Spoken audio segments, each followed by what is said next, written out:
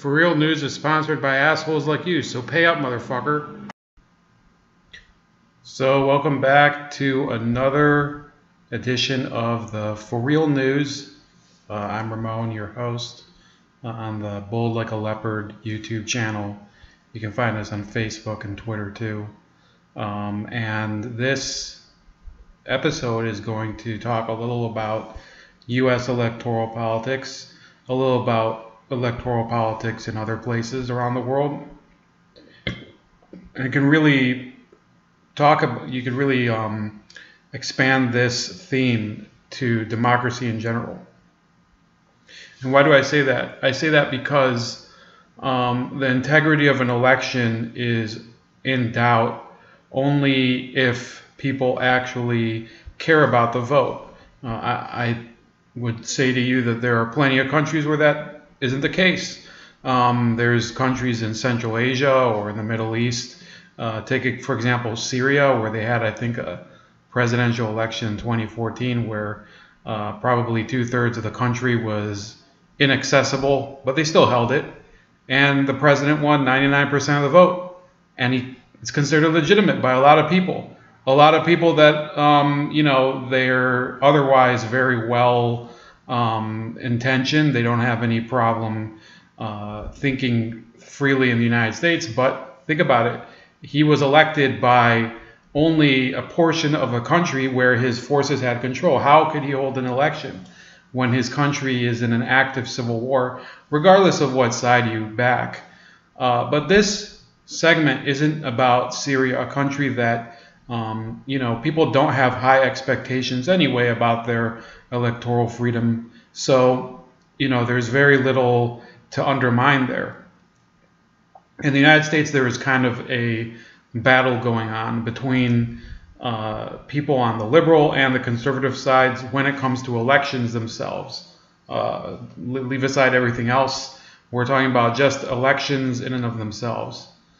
And one of the big issues that's talked about is electoral fraud versus voter voter IDs versus gerrymandering. All of those four issues are kind of selectively picked as a problem depending on what side you are on. Electoral fraud is where the actual commissions that hold these elections manipulate the vote in order to come out on one side or the other. It's very well documented by people on the Democratic side of the aisle or other liberal causes. I'm not going to call all liberals and progressive Democrats, but that's the side that usually says that it's a major problem. And I think that the seminal event in that topic is the 2000 presidential election between Gore and Bush. You might remember that a number of people believed that the Florida Secretary of State, Katherine Harris, manipulated the vote and threw some votes out and got George Bush elected. That is an example of electoral fraud that has been alleged but has never been proven or convicted. There have been numerous cases where Democrats allege that Diebold or another company that's been contracted to work on elections has manipulated the vote. And to be honest with you, I don't know enough about them to say whether they're true or not. So maybe one day we'll do an episode on that. As for voter fraud, that's when a voter or somebody who registers voters takes a person who may not be eligible to vote. That's one issue. A person that may, such as a dead person or an illegal immigrant or even somebody who's voted a second time, who's voted a first time already, that they do double voting. Those are issues that are what's called voter fraud. Voter fraud involves people that are trying to manipulate the vote from kind of the outside. They take a bunch of people, bust them around, have them vote more than once. One of the easiest ways to do it is if a Chinese person, somebody with a Chinese name, goes and votes in multiple places. They have names that are, first of all, there's a lot of people with the same name, so you can't blame them. It's a hard issue to really counteract because there are a lot of people that have the same name. The same thing with the Mexican American community. How many people do you think have the name Juan Gonzalez in the United States? It's not just the guy who was the awesome designated hitter for the Texas Rangers. There's a lot of people named Juan Gonzalez. So it's not easy to really counteract voter fraud if it's occurring, and that will be part of our discussion today. Then there's gerrymandering. Gerrymandering involves where the state government manipulates the actual geography of congressional districts in order to favor one side or the other. That's kind of done by both parties, but the Democrats accuse the Republicans of it more often. In reality, that's kind of up to... gerrymandering isn't illegal anyway. All you have to do is you have the state house, the state legislatures, you have the House and the Senate. You look at the maps, you figure out how to best fuck the other guy, and you do it. And it's not illegal. There's nothing wrong with it in terms of the law. You can ask the moral implications of it, but to say that it's a crime, I think is really kind of joking about it, because realistically, when Democrats have control of state houses, they do the same thing. Okay, as we go on through the rest of the Empire Files video, Palast tries to weave a nice tale of how somehow Donald Trump had the electoral system across all 50 states rigged using the voter cross-check method in order to get him elected, irrespective of the media, irrespective of all the Republican officials that opposed him, the Democrats that opposed him.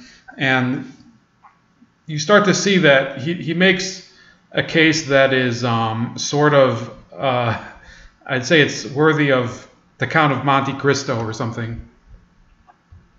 The guy who created interstate crosscheck is a character named Chris Kobach, who's like this right-wing Fox News darling who's the Secretary of State of Kansas, a voting official. And he's the guy who basically perfected and spread this system to hunt down these so-called double voters and remove them from the voter rolls.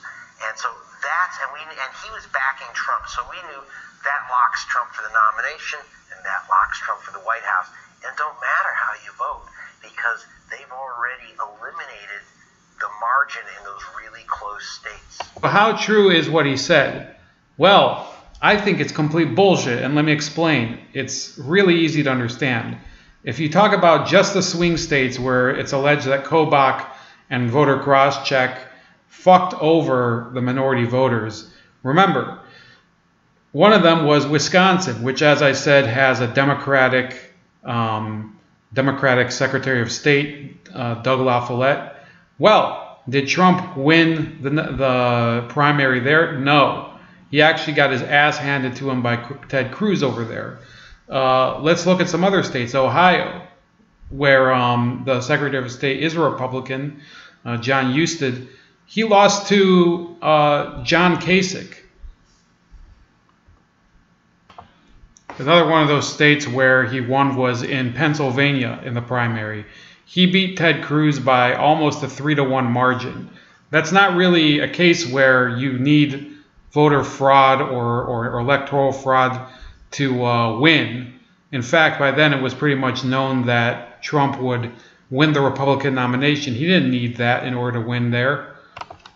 Other states where Donald Trump did relatively well, both in the primaries and in the actual general election, include New Hampshire. In New Hampshire, the Secretary of State is Mr. Bill Gardner. He's been Secretary of State since 1976. He's a Democrat. So what the fuck is, what's his name, Greg Palast, like trying to claim here?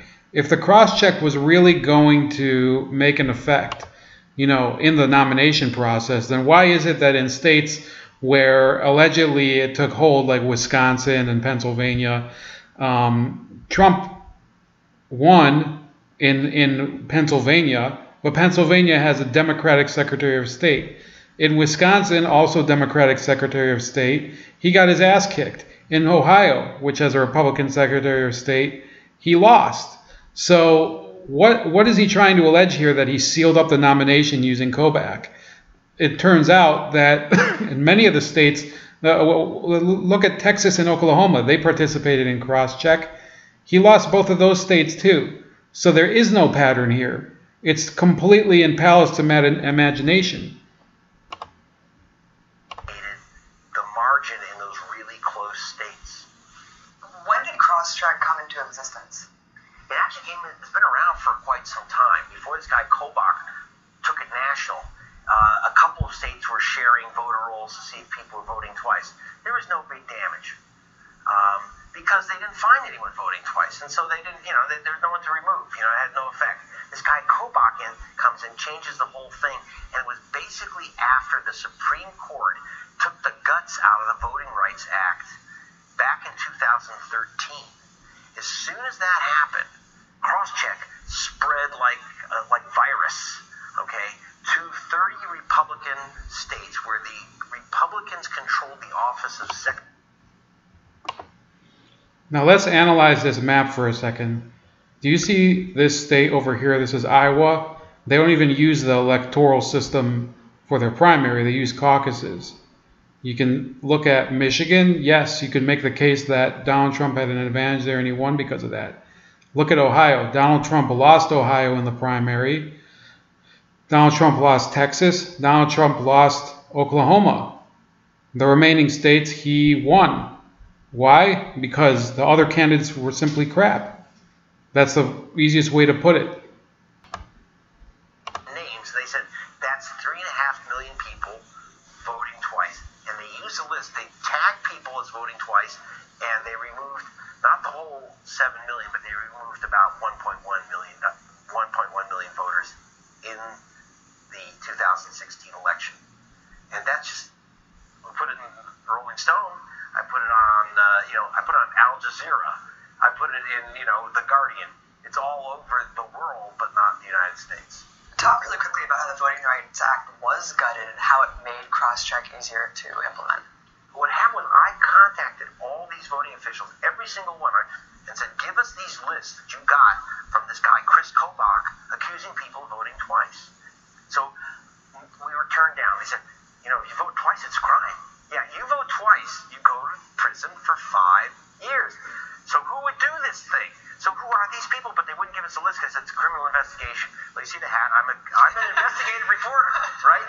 Took us about 6 months, 5 months. So what's going on with this? First of all, yes, an active criminal investigation against somebody, I guess that depends on the law where you're talking about it, whether they can release the names. But I've already given you 2 different cases. In fact, I gave you the starting case. I can give you the one from the Dallas Observer. Hold on a second. Okay, this is from June 2nd, 2017. First arrest warrant issued in West Dallas voter fraud case. Late Friday afternoon, the Dallas County District Attorney's Office issued the first arrest warrant related to the ongoing investigation of potential voter fraud in a recent Dallas City Council race. Allegations of voter tampering dogged the contest between incumbent Monica Alonzo and Dallas County Schools board member Omar Narvaez.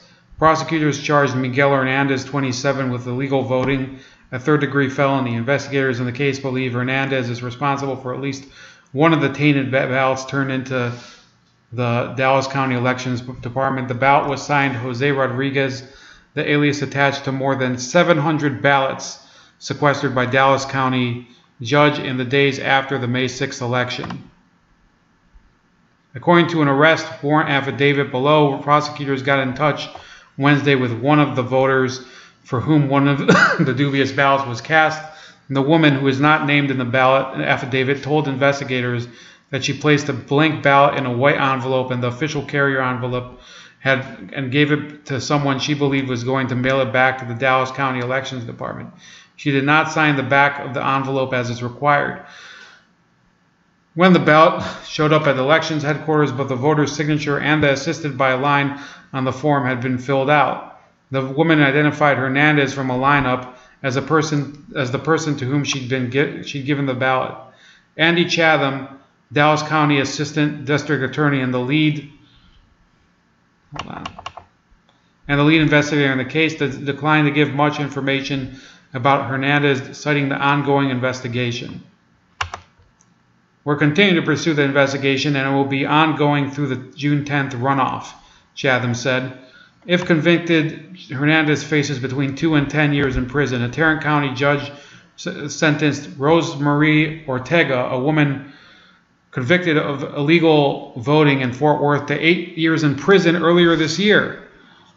So we're seeing here there's definitely people who have been either arrested or convicted or are undergoing trial right now for offenses related to voter fraud. Yet Palast doesn't include any of that. He basically ignores the problem, pretending that it's like some sort of fantasy land, pie in the sky nonsense. So Palast is making this dubious case that he's like the real investigator and that he deserves to be given all of these voter rolls and whatever. Yet many of these voter fraud deniers, they're alleging that Donald Trump's new Electoral Commission doesn't even deserve to be, is not even allowed to investigate it, that state governments can refuse him the information. Why does he think that as a journalist, and I use the term journalist loosely for what he does, why does he think he has the right to do something that the actual executive branch of government can't do, according to some of his supporters?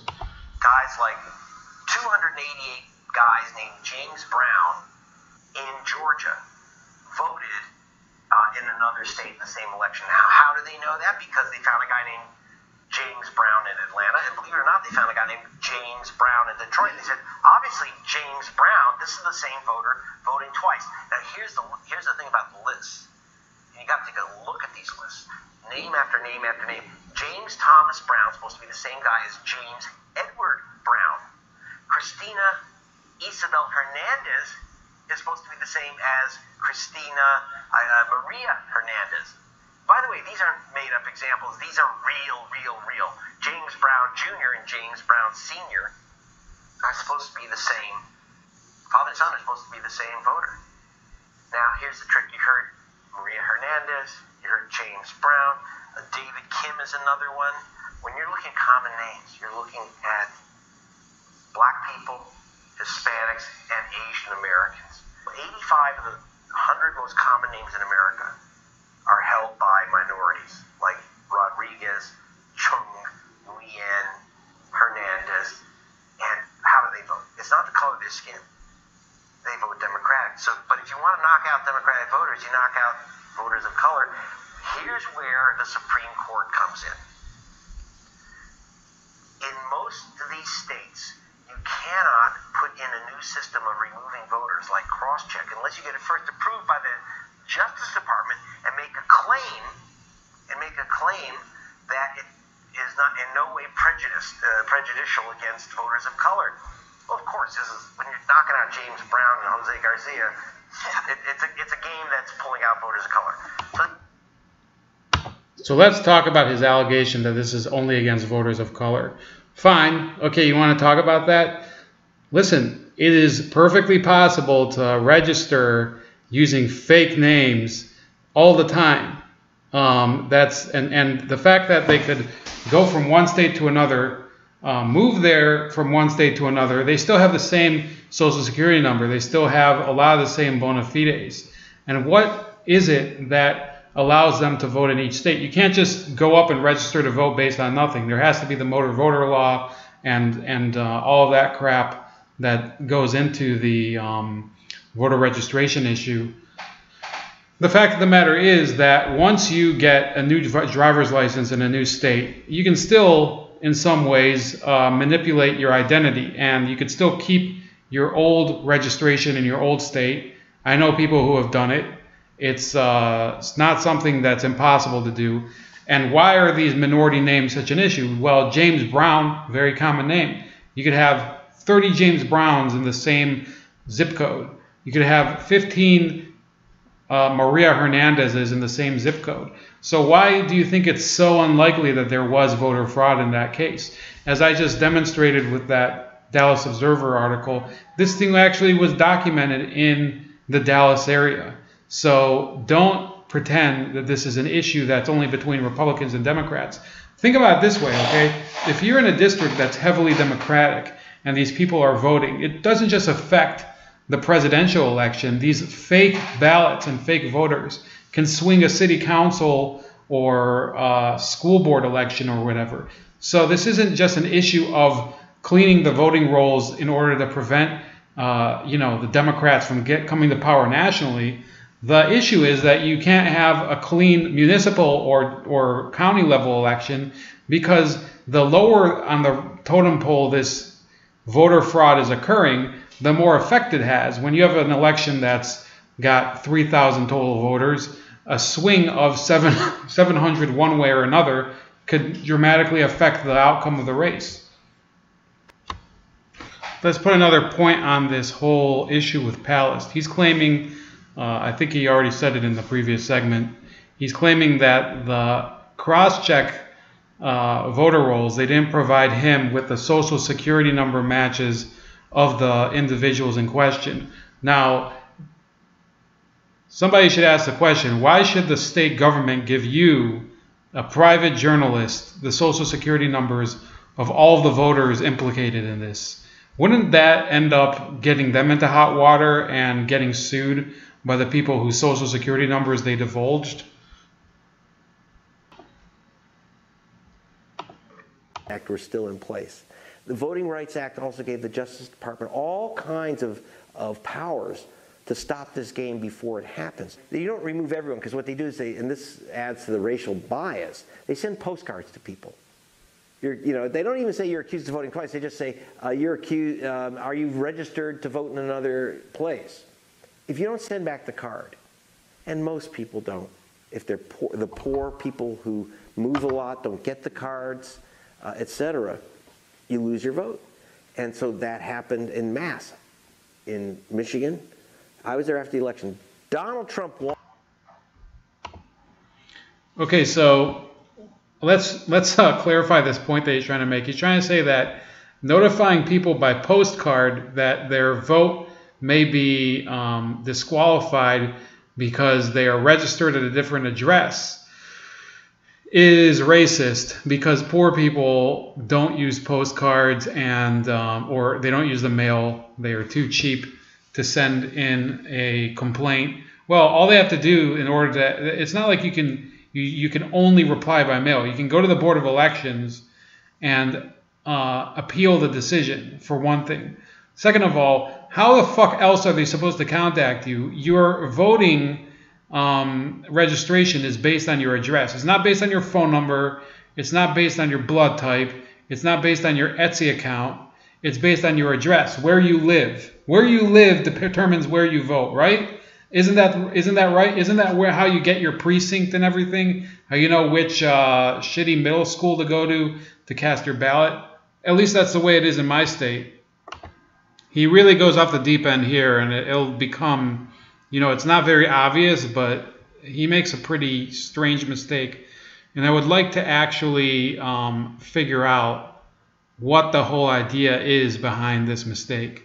Won Michigan by 10,700 votes. The Secretary of State of Michigan himself told me, he's a Republican, we moved aggressively against people on the cross-check list. 500,000 people on that list in Michigan. We estimate they removed 50 to 60,000 voters, mostly voters of color. Several times Donald Trump's supposed margin marched down the list of states like Arizona and North Carolina, Ohio. Cross-check made the difference. According to your research, 1/4 of the names in this. Okay, so he makes a pretty bold claim here. He says that he went and spoke to the actual Secretary of State of Michigan, and that notice he said the word he, claimed that he moved aggressively on crosscheck. Now let me show you a picture and the official page of the Secretary of State of Michigan. This is Secretary of State Ruth Johnson elected as Michigan's 42nd Secretary of State in November 2010. So when did he talk to the Secretary of State for Michigan? I mean, he's trying to say that he talked to her about, or him, he talked to him about the race in 2016. What the hell is he talking about? Either he misgendered her or he knows something about her that nobody else does. Greg Palast attributes the whole power behind this cross-check to one name and one name only. Is the important rule: follow the money. But what we've been doing is hunting down the money behind this steal. Now, who funds Chris Kobach? The money goes back to a four-letter word, Koch, K-O-C-H. We follow the trail back, boom, it's the Kochs. And so the Kochs were behind the money to Kobach. Now, taking apart the Voting Rights Act, 1965, this is a really expensive, complex lawsuit. And that was brought by Shelby, Alabama. Where does little Shelby get the money? This, it's tens of millions of dollars to bring cases like this. Where does little Shelby get this money? The answer is it was supplied, again, by the Heritage Foundation, which is Koch money that they put into it, and other billionaires, and also a character we call, that is known by his nickname, the Vulture. His given name is Paul Singer, but he's a multi-billionaire who is vital. He became the #1 donor to the Republican Party for some time. So the money. So this is an interesting accusation. First of all, I could give a fuck what the Kochs do. It's become clear over the past few years that both parties are completely rotted through with corporate corruption. And the Kochs are actually mild in comparison to some of the other corrupt corporations that are funneling money to politicians, Monsanto, Pfizer, Eli Lilly, all these banks, Goldman Sachs, and you're worried about the fucking Kochs? I want to understand why the Kochs are such a big deal. Because I don't give a fuck about the Kochs. They're a company that they make a bunch of shit, and I don't give a fuck about them. In fact, there are numerous other organizations on both sides of the aisle. ExxonMobil is fucking an awful corporation. They bought our Secretary of State. That's one of the reasons I can't fully support. I mean, some of the things Trump does I like, but he appointed Rex Tillerson, who's an asshole. You have these defense contractors have all this influence on the government. That's how we got this dickhead H.R. McMaster, who looks like fucking Dr. Evil. By the way, for those of you that don't know, I have kind of a fear of bald people in power. I've watched a lot of that movie, not For Your Eyes Only, You Only Live Twice. So I can, that Blofeld and then Dr. Evil and whatever. So yeah, there's a lot of people that are much worse than the fucking Kochs, and there's still nothing conclusive here that implicates the cross-check system with anything racist or whatever the fuck you want to call it. Okay, in order to make his next point, Palast has to resort to one of the more easy tactics that the left uses, which is it starts with the letter R and it ends with the word card. Family and other billionaires putting their money in these operations. This is not new stuff. This is an old accusation against black people. In the film, the big Ku Klux Klan propaganda film, Birth of a Nation, which is now 101 years old.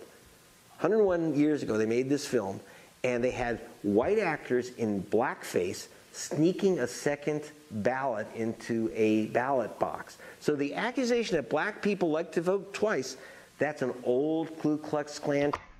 Okay, it may be a Ku Klux Klan trope, but ballot stuffing has been happening everywhere since the fucking beginning of elections.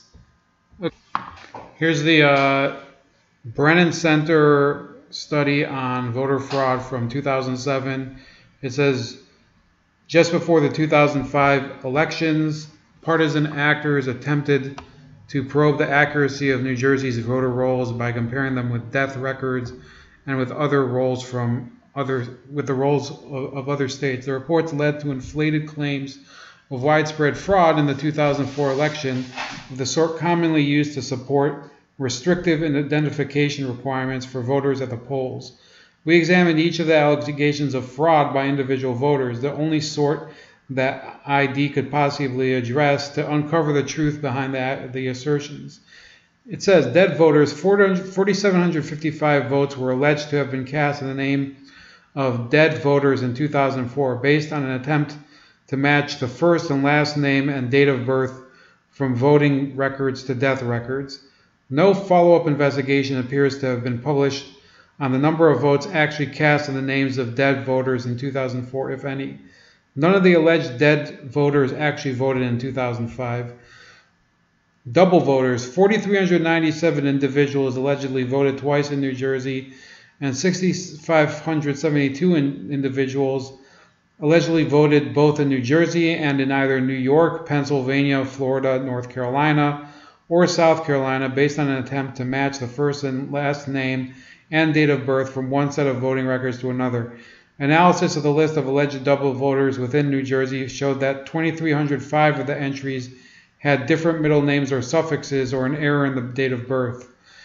Data errors in Middlesex County and the statistical likelihood of finding two different individuals of the same name and birth date call into question much of the remainder of the list. Ultimately, the existence of 8 double voters was substantiated through original signatures on poll book materials. So let's talk about New Jersey in 2004.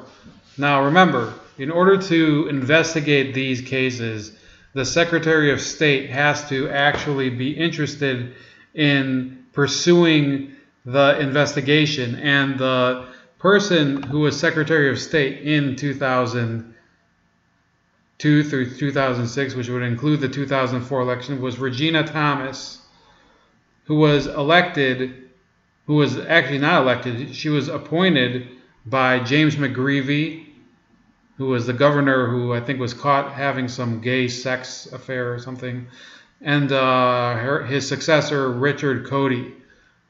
And then it says here, after McGreevey's 2001 election, he appointed Thomas to a 4-year term as Secretary of State. Now, before that, she'd been handling get-out-the-vote efforts for the U.S. Senate campaign of Representative Bob Torricelli, who's a Democrat, and the 2000 U.S. Senate campaign of John Corzine, Democrat, who would later become governor, and McGreevey's 2001 campaign for governor. She also worked on Corzine's 2005 campaign for governor. After McGreevey's 2001 election, he appointed Thomas to a 4-year term as Secretary of State. As Secretary of State, Thomas held responsibility for the state. Well, that's a bunch of fluff.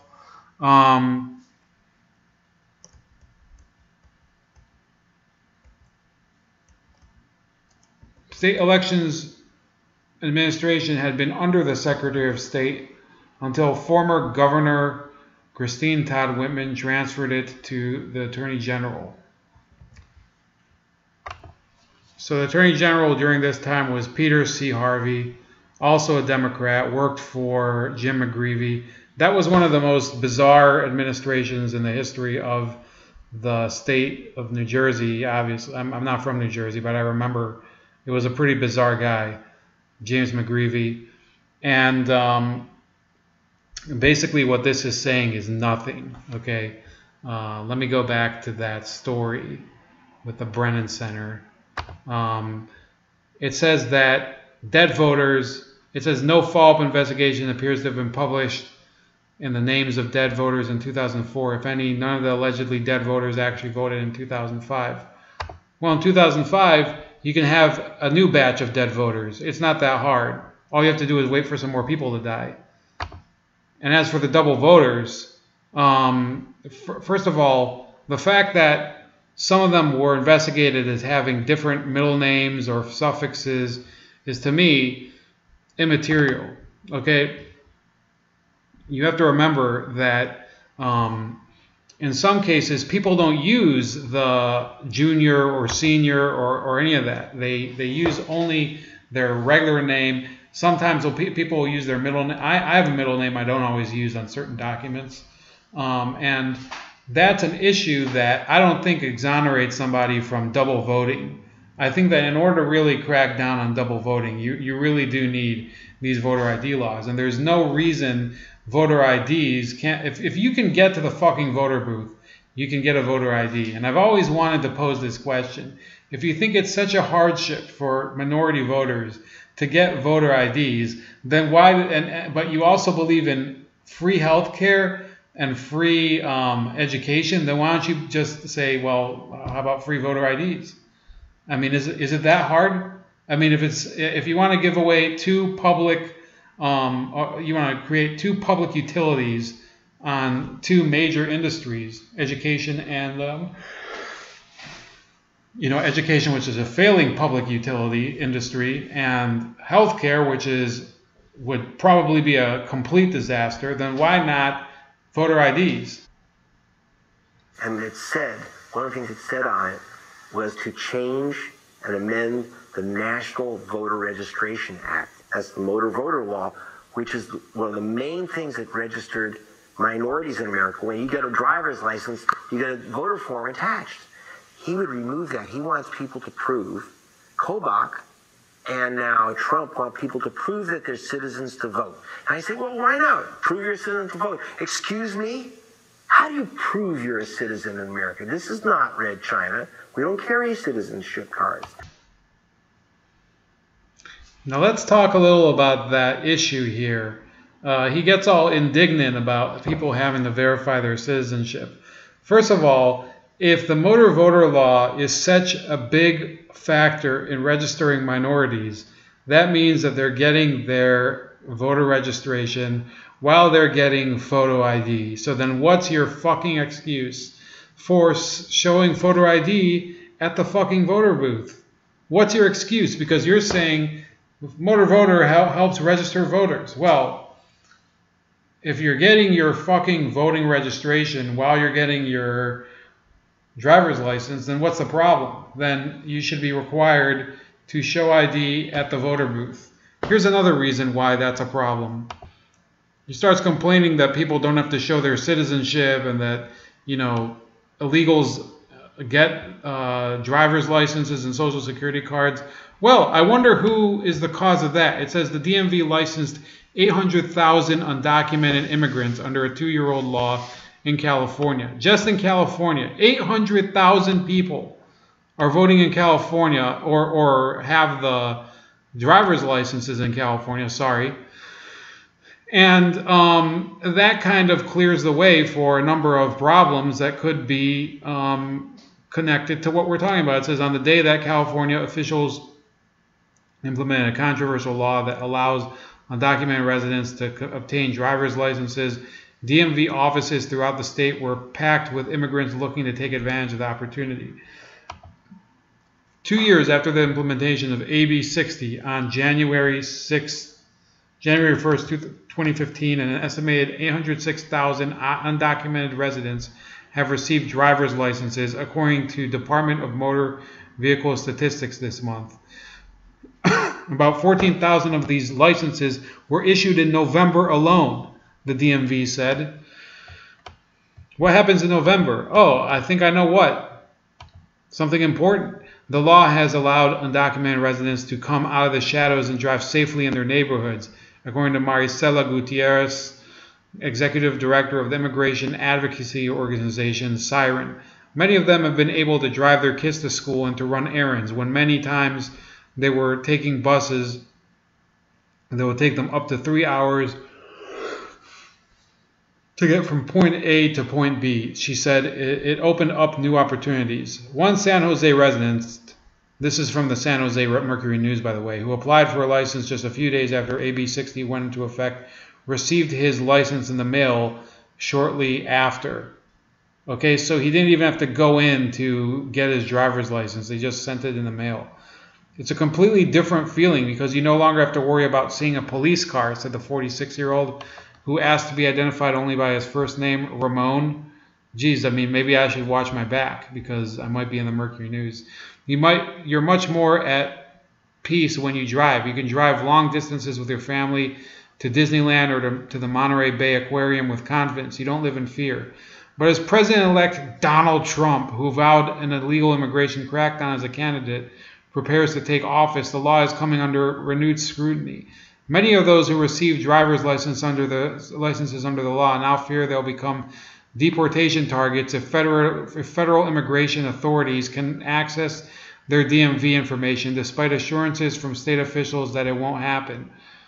We have definitely been hearing about a lot of fear from our community, especially with the new administration coming on board and the anti-immigrant rhetoric that's been out there, said Gutierrez. Everything is theoretical as we speak, but we are definitely taking precautions. So then it says the law aimed to ease deportation fears that proved a barrier for undocumented residents to be tested and licensed to drive, a potential safety concern in a state that is home to an estimated 3 million illegal immigrants. Access to a license also makes it easier for those residents to find work and put their kids in public school. Opponents argued the law would weaken immigration enforcement and questioned the public safety benefit, noting it didn't guarantee undocumented immigrants receiving licenses would buy auto insurance. Critics also pointed to another state motor voter law, AB 1461, that starting in 2016 will automatically register most licensed California drivers to vote, arguing it could lead to election fraud if non-citizens barred from voting in federal elections become registered. State officials said there are safeguards in the system to prevent undocumented licensees from registering to vote. The DMV said law enforcement agencies, including U.S. Immigration and Customs Enforcement, can obtain driver's license information such as name, gender description, address, date of birth, and driver's license number through certain data sharing systems, but the information doesn't indicate their immigration status or whether they received licenses under AB 60. So that's the end of the story. Now, what does that say here, okay? What's the importance? What it means is that there are illegal immigrants who are getting issued driver's licenses and are given over to the, first of all, there's the motor voter program in California, which has its own motor voter law, which automatically registers most license holders in order to give them voter registration. Now, on the other hand, they're also claiming that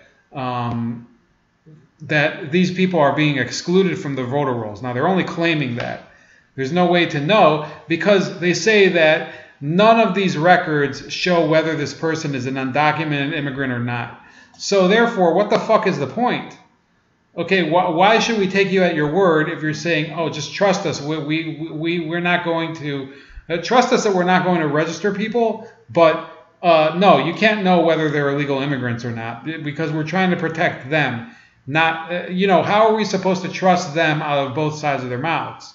Okay, this is why Greg Palast is full of shit. Because you have the entire system in California based on complete nonsense lies. There's no way to even verify. First of all, California has no voter ID law. So you can, first of all, buy a driver's license and theoretically register to vote. Okay, so you can get a driver's license, register to vote if you're not a citizen. Then you can show up to vote and show no voter ID. So how is that a foolproof system? I want to ask you. You can just register to vote. I mean, you're a California resident. They don't ask you for citizenship, by the way. And you have all these assholes going to the libraries and whatever and other public places, and they register you to vote there. They'll hang one of those packets and whatever, and then they'll take your registration. They'll fill in your ballot, and then they'll mail it in. These absentee ballots, and it's huge. I've actually been approached by somebody like that. So, no, this is not bullshit, Greg Palast.